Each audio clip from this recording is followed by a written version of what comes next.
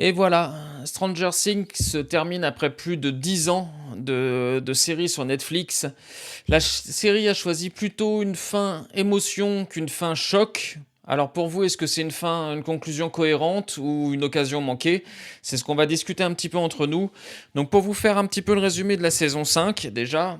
Donc la saison 5, l'ultime de la série, se déroule en 1987. Donc on est 18 mois après la saison 4. Hawkins, toujours marqué par les événements surnaturels passés, donc évidemment avec l'ouverture des failles où ils ont fait passer ça pour des tremblements de terre. La bande d'amis est réunie et s'oppose à Vecna, l'antagoniste principal et incarnation du danger du Upside Down, donc les abysses. Ils préparent une offensive coordonnée pour empêcher la fusion de leur monde avec une dimension plus sombre, tout en explorant le passé de Vecna et les liens profonds entre certains personnages. Voilà, donc ça c'est le résumé officiel de la saison 5. Alors moi, mon résumé à moi, c'est tout a été trop long, sauf le combat final. Voilà. Donc moi, il y a quand même des choses que j'ai pas compris. Alors pour être totalement franc avec vous, moi j'ai regardé la série, j'ai commencé la série il y a 2 mois. Donc en gros, j'ai vraiment eu les saison 1, 2, 3, 4 et j'ai attendu donc la cinquième. J'avais fini la 4, je crois, il y a un mois. Donc vraiment, j'étais bien dans le moule.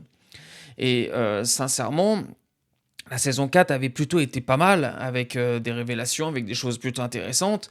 Donc on s'était dit que la saison 5, ça allait être l'explosion totale, le bouquet final, comme dans un feu d'artifice où on a déjà des belles choses au début, et à la fin on a le bouquet final, ça explose de tous les côtés, et on s'en prend plein les yeux. Alors, objectivement, c'est plutôt beau. Il y a quand même des plans où parfois on se demande s'ils sont vraiment dehors ou s'ils sont en studio. Ça, ok.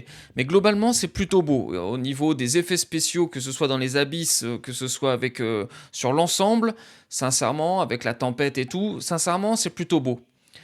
Mais par contre, va falloir quand même à un moment donné, moi je veux bien, alors oui on est sur une série Netflix, on sait ce que ça engendre une série Netflix, avec le côté woke, avec le côté LGBT, avec le côté minorité, avec le côté... On connaît Netflix, il n'y a pas de problème. Soit on l'accepte et on regarde quand même, soit on n'accepte pas, on s'en va. Moi je préfère regarder, il y a quand même des super séries à voir, donc ok. Mais là, franchement, il y a quand même des choses, moi, qu'il faut qu'on m'explique un tout petit peu, sans rentrer vraiment dans le fan service ou dans le fan absolu, qui a regardé tous les détails précis pour savoir si c'était cohérent avec les premières saisons. J'en suis pas là du tout. Mais quand même, revenons juste, pour moi, ce qui a été le plus marquant et la plus grande déception de cette cinquième saison, donc de ce final, mais c'est tout simplement le combat.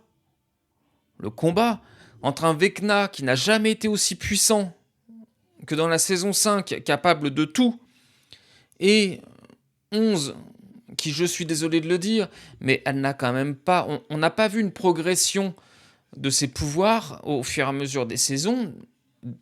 Ça nous a pas choqué aux yeux, quoi. Surtout qu'à chaque fois qu'elle a pu affronter Vecna, elle s'est pris une roustre, mais de façon monumentale. Là, le combat, j'ai regardé, il a duré 5 minutes, à peine. Sur 2h08, il a duré 5 minutes. Le mec, là, Vecna, il se fait planter comme un vulgaire moucheron sur un pieu. Non, mais franchement, vous êtes sérieux, les gars? Ils étaient où, les monstres? Moi, je pensais qu'on allait avoir une bataille. Alors, sincèrement, je me suis peut-être fait des idées, mais j'avais l'impression qu'on allait voir un petit peu une bataille comme dans les Avengers, Endgame. Moi, je me sentais qu'ils allaient tous venir d'un côté, tous de l'autre, et qu'à un moment donné, ça allait avoir un affrontement de masse comme ça, avec 11 qui allait tarter, avec Will, avec ses nouveaux pouvoirs, qui allait pouvoir faire quelque chose, prendre possession peut-être de certains monstres ou certaines choses, pour pouvoir essayer de contre-attaquer Vecna, qui était en surpuissance. Et là, non. En fait, on a juste... Alors, la scène où 11 court vers l'araignée géante, saute vers elle pour ouvrir une brèche pour entrer à l'intérieur d'elle, la scène, sincèrement, elle est super. Super sympa. Mais par contre, le combat, quoi. Il s'est rien passé dans le combat. Il n'y a même pas eu une petite once de se dire qu'à un moment donné, elle va mourir. Non, franchement, à partir du moment où elle est rentrée dedans, on savait que le mec, il allait mourir. Je me suis dit non, mais c'est pas possible. C'est pas possible de faire un truc comme ça. Donc bon, voilà, moi j'étais super déçu de ça. Par rapport à l'araignée géante, je suis quand même désolé de le dire, mais on parle du mal absolu.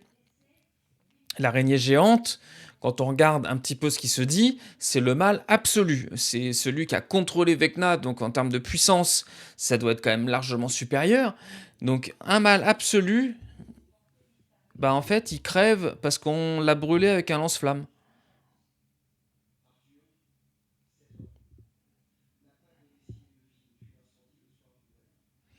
Donc là, le mal absolu, le mal suprême, le mal plus plus, le mal au-dessus de lui, en fait, il n'y a rien. Il meurt brûlé par un lance-flamme.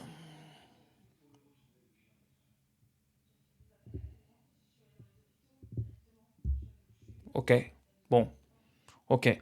Donc Vecna, il est mort empalé sur un pieu au bout de 3 minutes de combat, et l'araignée, le mal absolu, est mort brûlé par un lance-flamme. Donc là, les mecs, ils vous ont dit, allez, on vous donne ça, démerdez-vous. Par contre, pour passer 30 minutes sur le coming out le plus long de l'histoire du cinéma, alors que le pire, c'est que tout le monde s'en foutait, hein. À ce moment-là précis de la série, tout le monde s'en fout du coming out. Donc ils nous ont fait un coming out de 30 minutes sur une scène d'une longueur absolue où tout le monde s'en fout royalement parce qu'il y avait autre chose à faire. Ils ont découvert que Will avait des pouvoirs, qu'il y avait donc le mal absolu, que Vecna était plus puissant que jamais. Donc ils nous ont pris le chou avec 30 minutes de coming out pour nous foutre un combat final de 5 minutes avec Vecna sur un pieu et l'araignée qui a été brûlée par un lance-flamme.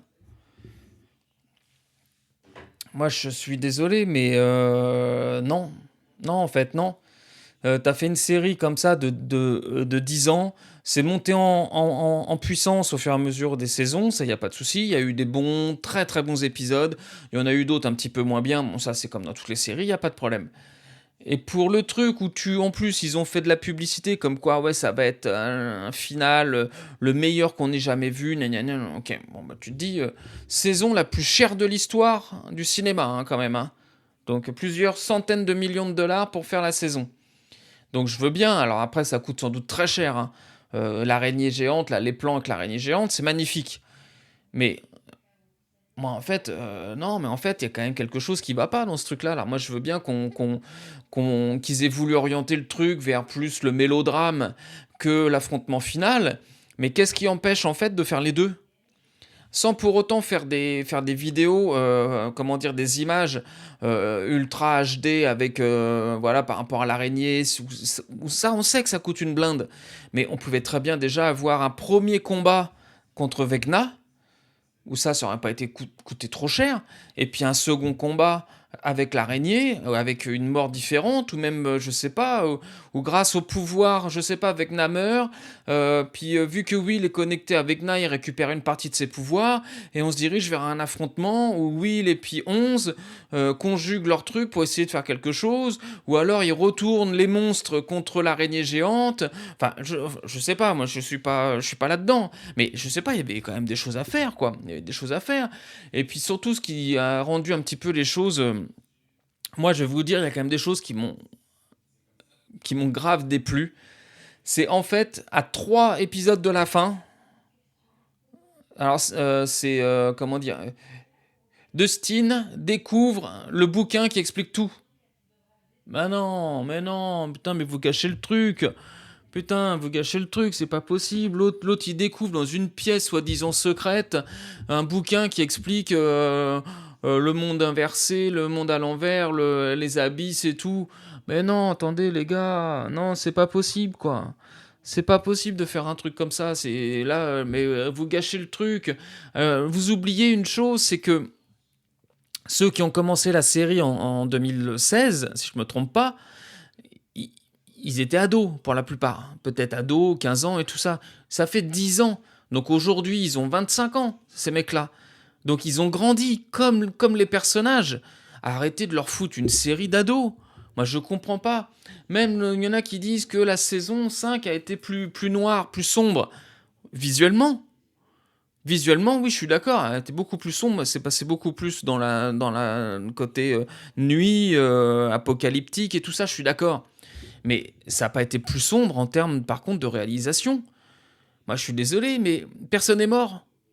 Donc ils affrontent un Vecna surpuissant et le mal absolu, personne n'est mort. Personne n'est mort. Moi, à un moment donné, on avait Hopper qui voulait aller s'exploser dans l'arrière, là, dans la base secrète, là, tout ça, dans la porte, là, rien, tout. On s'est dit, ah, bah ça pourrait peut-être être sympa parce que Hopper qui meurt, 11, elle va avoir la rage absolue. Ça a peut-être déclenché chez elle quelque chose qui va lui permettre peut-être de gagner contre Vecna. Enfin, voilà, quelque chose qui. On s'est dit, vous savez, comme un peu dans les animés. T'as Goku qui voit Krillin se faire exploser, ça le transforme en super guerrier. Alors c'est peut-être un petit peu imagé ce que je vais dire, mais ça aurait pu être intéressant à ce moment-là. Et bah non, au final, non, non, non. Bah, en fait, il a trouvé derrière la porte. En fait, il y avait en fait le personnage qui devait mourir. Voilà. Donc en fait, elle est pas morte. Ils l'ont trouvée là. C'était juste pour qu'il y ait au moins un personnage qui meurt pendant le dernier épisode, parce que en gros, les autres, ils avaient un totem d'immunité en or massif. Ils pouvaient pas mourir. Donc que ce soit toute la bande, Max, Hopper, Joyce, Steve, Robin, tout ce que tu veux, ça pouvait pas mourir. À un moment donné, j'y ai cru. Avec Steve, quand il tombe un petit peu de la... vous savez, de la tour, je me suis dit, ah putain, ils vont peut-être déclencher quelque chose un petit peu hard. Bah non, en fait, non, non, en fait, l'image d'après, il est sauvé par son concurrent, on va dire, par rapport à Nancy. Et moi, je comprends pas. Je comprends pas. Franchement, là, pour moi, la fin, elle se coupe en deux parties. Donc l'épisode fait 2h08. On a 1 heure à peu près de combat final. 8 minutes de combat final. Et 1 heure de... C'est large, hein, ce que je veux dire. Je sais que ça dure que 45 minutes, mais c'est juste large. Et 1 heure, en gros, de mélodrame à la fin, qui veut nous expliquer certaines choses, et dont certains, on s'en fout un peu, quoi. Parce que moi, je suis désolé, mais la demande en mariage de Hopper et Joyce à la fin, moi, sincèrement, on s'en fout, quoi. On s'en fout. En plus, ça dure encore 10 minutes, leur truc, mais on s'en fout. La scène qui est intéressante, c'est la dernière, avec la bande qui joue à Donjons et Dragons, là, et qui au final, chacun range son intercalaire, et puis c'est la petite sœur qui prend le relais avec ses copines. Bon, ok, c'est le passage de témoin est sympa, ça franchement, c'est sympa. L'idée que a dit Mike, sincèrement, alors peut-être que au fond on est un peu surpris, mais au final quand il le dit, on n'est plus surpris. Parce que on est, en fait, sur la disparition de 11, on est surpris quand ça arrive. On se dit, bon, finalement, elle va se sacrifier et tout. Mais au moment où Mike dit, non, mais finalement, c'est peut-être une histoire différente, que ceci, que cela, et ben en fait, dans un sens, on s'y attendait aussi. C'est-à-dire qu'il n'y a pas une rupture. Soit ils la font disparaître et on s'y attendait, soit elle vit et on s'y attendait. Donc, on va dire que la surprise est quand même là, parce qu'on pensait vraiment au départ qu'elle avait pris la décision de tout arrêter, et puis ainsi de suite. Mais encore une fois, moi, ce qui me dérange, c'est qu'il y a un problème dans le truc. C'est que pour Mike, elle n'a pas pu utiliser ses pouvoirs parce qu'il y avait les espèces de radio-ondes qui faisaient. Oui, mais le problème, c'est que quand il y a les radio-ondes, là, déjà, elles émettent un bruit qu'on n'a pas entendu. Et deuxièmement, l'onde est tellement forte, en plus là on parle quand même de 4 ou 5 radio-ondes, c'est pas qu'un seul. Hein. Donc l'onde est tellement forte que normalement, comment dire, elle ne pouvait pas rester debout. Avec un seul, on l'a vu déjà dans les épisodes d'avant, avec un seul, elles étaient par terre en train de se tenir les oreilles, elles étaient incapables de marcher. Et là, ils vont nous faire croire qu'elle était dans le camion et qu'elle a pu passer dans une porte à l'arrière et tout ça sans aucun problème. Et non, encore une fois, ça tient pas la route. 2 épisodes avant, avec sa copine Kylie, elles se sont pris un truc d'onde, terminé. Elles pouvaient plus bouger. Elle pouvait plus bouger. Hopper, il a dû faire des allers-retours pour venir les chercher 2 fois. Donc, elle pouvait plus bouger. Et là, avec 4 ou 5, en fait, elle arrive à s'échapper tranquillement. Moi, voilà, je reste quand même sur ma faim, sincèrement, pour ce dernier épisode. Je m'attendais à un combat, vraiment, je vous dis, hein, comme les Avengers, là. Je m'attendais à ce que tout le monde débarque là-dedans. D'un côté, il y avait Vecna avec les monstres chiens, là. Je sais plus comment ça s'appelle. Bon, bref, c'est pas grave.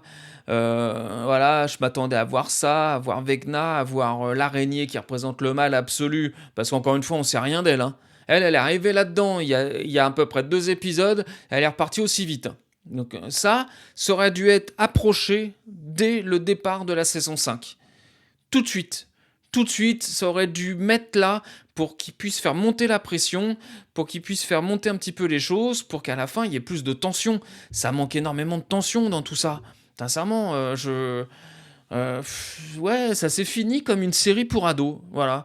Alors que tous ceux qui ont regardé cette série-là, c'était il y a 10 ans, et aujourd'hui s'attendaient à une série un peu plus hard, un peu plus costaude. Alors on sait comment marche Netflix, où évidemment le fait que personne soit mort, personne, même que on soit encore vivante, que tout, évidemment ça leur ouvre la possibilité de faire des spin-offs à n'en plus finir, parce qu'évidemment c'est une série, on va en avoir des dizaines, hein, des spin-offs qui vont arriver, hein, jusqu'à ce qu'ils vont nous gaver avec ça, et qu'à la fin on se dira, bon bah allez c'est bon, hein, on passe à autre chose.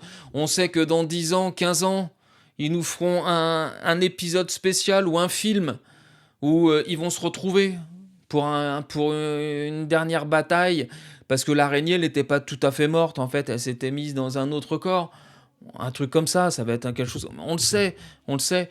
Et sincèrement, il y a des séries où on a vu des fins tellement plus prenantes. Alors parfois, ça peut nous foutre les nerfs parce que notre personnage principal est mort. Ça peut nous foutre les nerfs parce que tu voyais pas ça comme ça. Mais voilà. Mais moi, je me dis quand même, quoi. Franchement, quand même. Là, franchement, la série, elle a été longue. Sur les 7... combien il y a eu 8 épisodes. Sur les 8 épisodes, sincèrement, il y en a au moins 4 que tu peux mettre à la benne.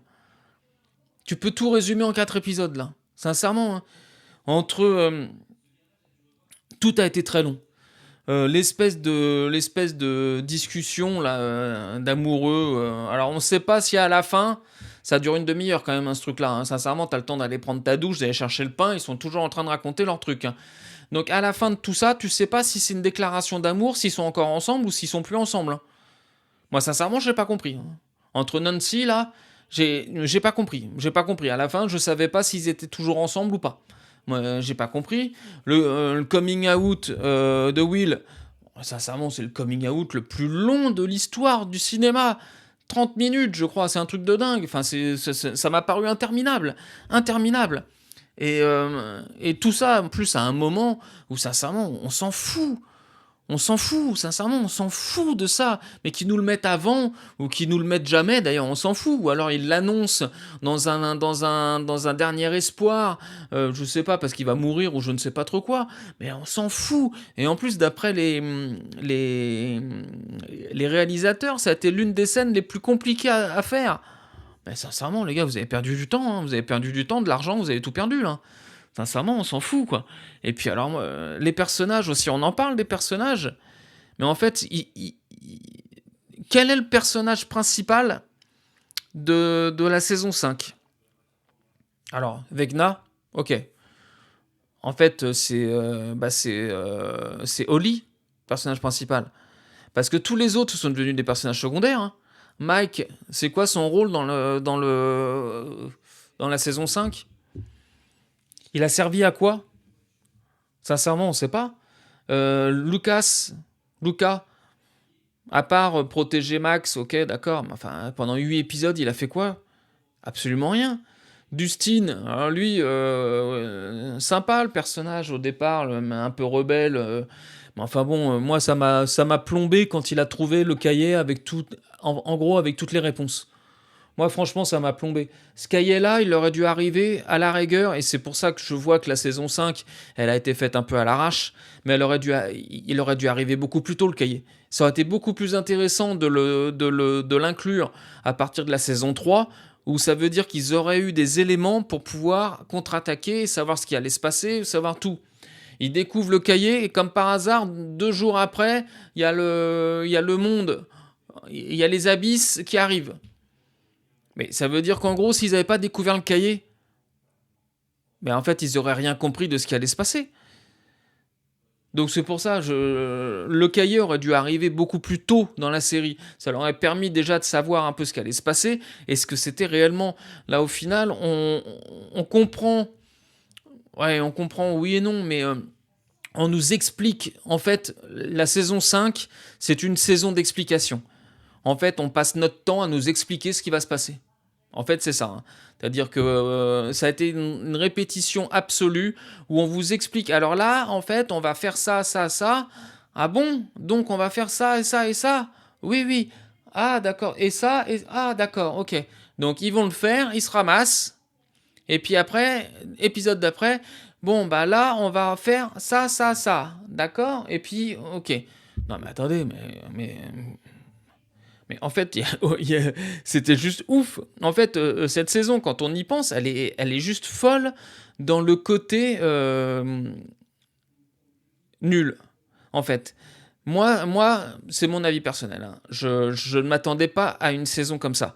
Je pensais qu'on allait être beaucoup plus dans le grandiose que dans une saison explication, avec des éléments qui vont arriver pour tout comprendre d'un moment à l'autre, et puis une bataille finale aussi peu développée. Sincèrement, moi je suis désolé, hein, mais là tu t'attaques à une série où pendant 4 saisons, on t'a fait croire que Vecna, c'était un être incroyable, euh, trop fort, trop aucun scrupule, rien du tout. Le mec, il a un but dans la vie, c'est de détruire en fait le monde, voilà. Et voilà, le mec, il a souffert tout ce qu'il a voulu, il n'y a pas de souci. Et même, je vais même aller plus loin, même je trouve que le chara design de Vecna a changé. Dans les premières saisons, quand on l'a vu pour la première fois, il avait un aspect beaucoup plus dégueulasse. Il avait tous ces trucs qui bougeaient, mais c'était un peu glauque. T'avais l'impression qu'il y avait de la morphe dessus, que ça, il avait un visage beaucoup plus noir, beaucoup plus sombre. Là, je sais pas si vous avez vu dans la saison 5, ils l'ont fait un peu rouge. Et encore une fois, moi j'ai trouvé que au niveau du visage, on reconnaissait plus facilement l'acteur que dans toutes les premières fois qu'on l'avait vu. Donc je sais pas si ça vous a fait ça, mais au niveau du chara design, il est beaucoup moins bien fait sur la saison 5 qu'avant. Avant, la première fois qu'on l'a vu, mais en plus il était dégueulasse. Il était dégueulasse avec tous ces trucs là partout là. Il y avait plein de liquide en plus, il était complètement dégueulasse. Là, bah, il est devenu presque normal, quoi. Donc au final, il faisait plus peur. Moi, je trouve que dans la saison 5, en fait, il faisait pas peur.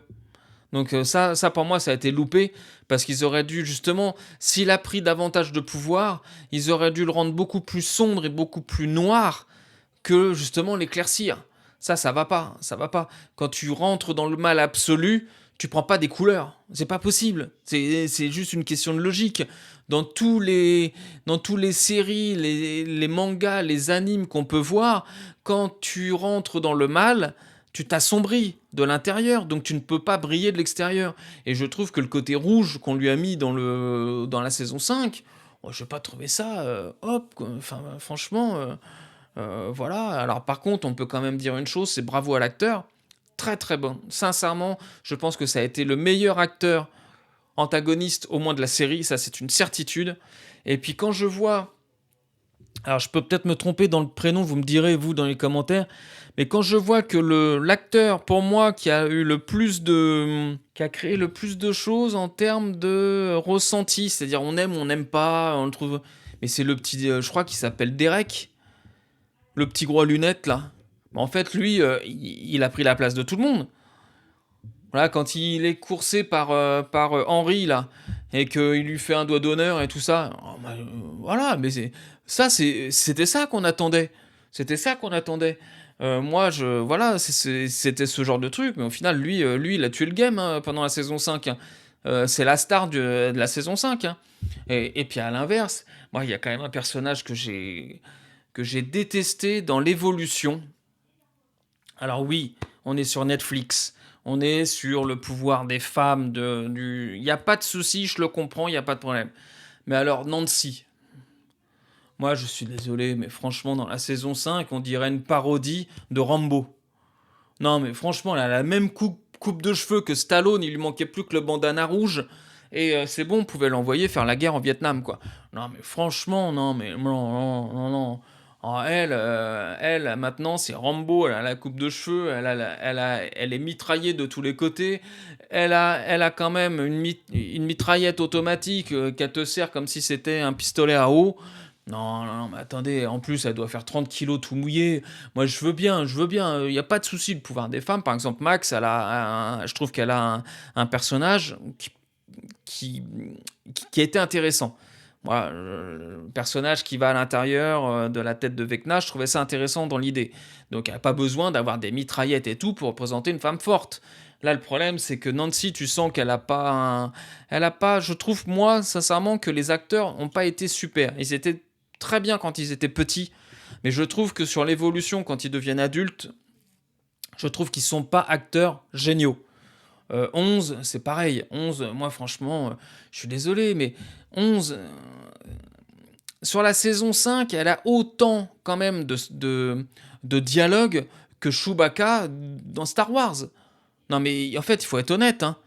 Moi, 11, je suis désolé, mais en fait, au début, on peut comprendre qu'elle parle pas quand elle est toute petite dans la saison 1. Elle vient dans un monde qu'elle connaît pas, voilà, elle a peur de tout le monde et tout ça. Mais là, il s'est passé 10 ans.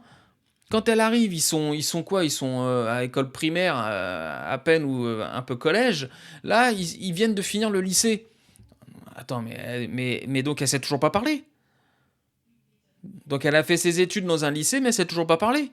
Parce que sincèrement, au niveau dialogue, ça a quand même été hyper pauvre. Hyper pauvre. Et puis encore une fois, moi c'est toujours ce que je dis, c'est comment qu'elle a fait pour battre Vecna aussi rapidement. On n'a pas vu une évolution de ses pouvoirs aussi dingue que ça. Il n'y a pas eu un déclencheur qui a fait que elle a eu un up au niveau de ses pouvoirs. Si Hopper s'était fait exploser au début de la saison 5, là, et que cette rage-là l'emmène à gagner un up, je sais pas comment il l'aurait fait, mais ça aurait pu être ça. Bon, ok, on se dit pourquoi pas là. Bon, ça aurait été peut-être un peu classique, mais on se dit pourquoi pas. Au moins, il y a eu un up qui a montré que le résultat final est dû à ça.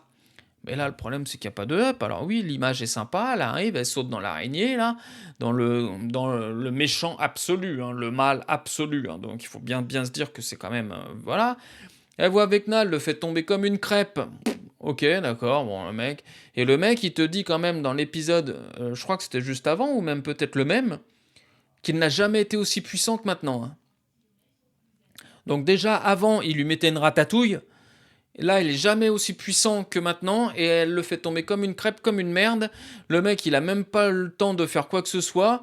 Globalement, il se passe rien. D'accord. Alors, il y a eu une petite intervention de Will qui a fait que ça a évité à ce qu'il l'embroche avec sa main. Ok. Et donc, ça a juste suffi pour que le mec il se fasse empaler sur un pieu, là. Ouais, bah ouais, si vous voulez, mais je suis pas quand même trop ouf de ça quand même, hein. Et puis moi je le répète quand même, hein, pour moi le pire ça a quand même été l'araignée géante, hein. Franchement, se faire cramer par un lance-flamme alors que t'es le mal absolu.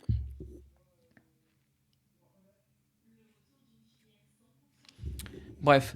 Donc voilà, donc eh ben, écoutez, c'était la fin de Stranger Things, donc une série qui nous a tenu quand même en haleine pendant 10 ans. Donc je sais pas s'il existera de nouveau ce genre de série, parce que je pense qu'on est quand même dans une période où des séries qui nous tiennent comme ça pendant 10 ans, C'est quand même pas facile, c'est pas facile à faire, donc il y en a eu d'autres, hein, avant, hein, ça il y a pas de souci, les Game of Thrones, tout ce qu'on peut imaginer, mais je pense que c'était quand même une autre période. Je pense que là, ça a tenu 10 ans parce que les gens ont commencé ça il y a 10 ans, donc en 2015-2016, donc ça a fait que, les gens, bon, bah, ils ont commencé ça à une période où ils avaient envie de découvrir, un peu comme les animés aussi, hein. Quand on parle de One Piece qui a démarré en 98, bah, en fait, les gens, ils ont envie de connaître la fin de l'histoire, donc en fait, ils sont toujours là. Mais si One Piece aujourd'hui démarrait maintenant, je suis pas sûr que les gens dureraient 25 ans. Sincèrement, je suis pas sûr. Donc voilà. Donc bah écoutez, c'était la fin de Stranger Things.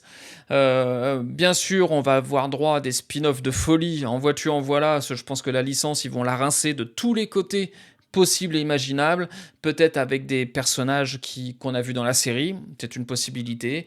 Ils se sont gardés un petit peu en réserve le retour de 11. Si un jour elle veut revenir, peut-être dans 10 ans, 15 ans, si sa carrière décolle pas, elle fera certainement soit une nouvelle saison, soit un film, donc, ou plusieurs films. Maintenant, c'est aussi la mode. Donc, à voir un petit peu ce qui va se passer sur ça. Mais en tout cas, voilà. Donc, dites-moi un peu ce que vous en pensez, vous, de votre côté. Est-ce que ça vous a plu, cette fin? Ou est-ce que, comme moi, vous restez un petit peu sur votre fin? Dites-moi, et puis on en reparle bientôt. Donc voilà, donc moi c'était la première vidéo sur ma chaîne. Je suis un fan de cinéma, fan de séries, fan de tout, donc j'essaierai de vous en faire plein d'autres. Voilà, j'aime bien qu'on échange, donc n'hésitez pas à laisser des commentaires, je suis ouvert à tout. Si vous avez aimé, bah, je suis très content pour vous, et tant mieux, au moins comme ça vous avez eu une fin sur cette série-là. Si vous êtes comme moi, vous êtes resté un petit peu... ouais, un petit peu pas déçu, mais ouais, voilà, vous attendiez à mieux, et ben n'hésitez pas à le mettre aussi dans les commentaires, ça sera sympa. Allez, je vous souhaite à tous bah, une très bonne année aussi, et puis on se retrouve très bientôt pour une nouvelle vidéo. Ciao, ciao!